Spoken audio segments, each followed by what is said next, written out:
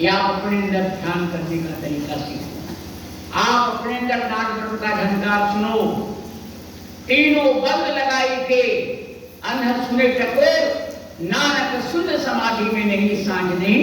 गोपालियो नारायण बढ़िया वीडियो उस नाद ब्रह्म को समझ क्या करो यहाँ पर जितने माता बहन भाई बैठे बड़बड़ों का करो।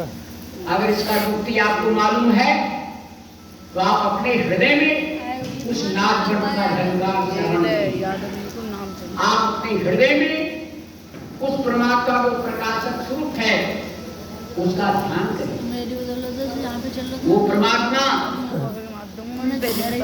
सबके हृदय में विराजमान है। संत कबीर ने कहा भी है बड़े सरल शब्दों में।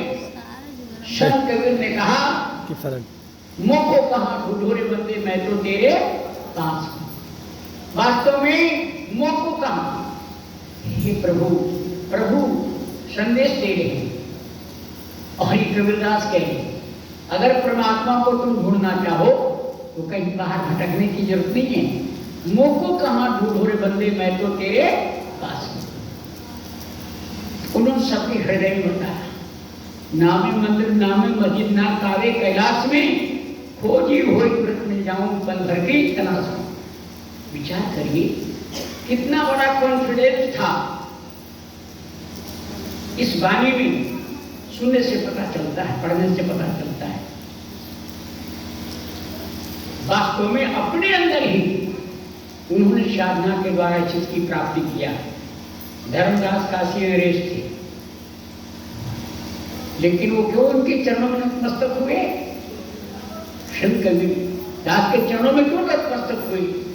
उनको वो खजाना दिया संत कबीरदास जी ने जो दुनिया की कोई खजाना उसका मुकाबला नहीं कर सकता। No comparison than that. उसके तुलना में दुनिया का कोई खजाना नहीं।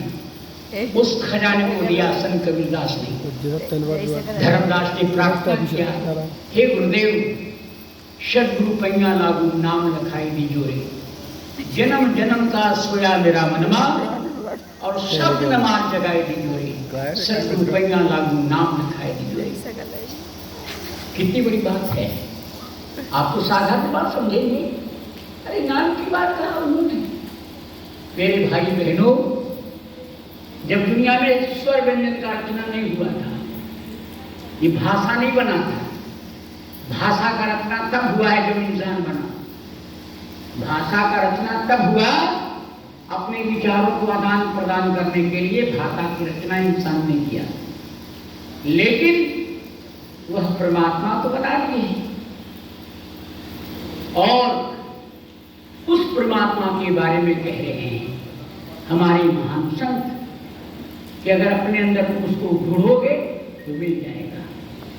और धर्मदास कह रहा है गुरु महाराज मुझे उस शब्द का नाम का ज्ञान करा दीजिए। नाम लिया तुम सब लिया सकल वेद का भेद और बिना नाम करके पड़ा पट चारोगे।